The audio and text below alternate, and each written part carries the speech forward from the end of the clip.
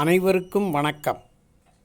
மொழிவாரி சிறுபான்மை ஊடகவியலாளர்கள் ஒரு அமைப்பை ஒன்று சேர்ந்து உருவாக்கியுள்ளோம். இதன் தலைப்பு லிங்குஸ்டிக் மைனாரிட்டி மீடியா 7 கேட். பொது பிரச்சனைகள் எதுவாக இருப்பினும் அதை எழுத்து மூலமாக உரியவர்களுக்கு முதலில் அனுப்பி வைக்க வேண்டுகிறோம்.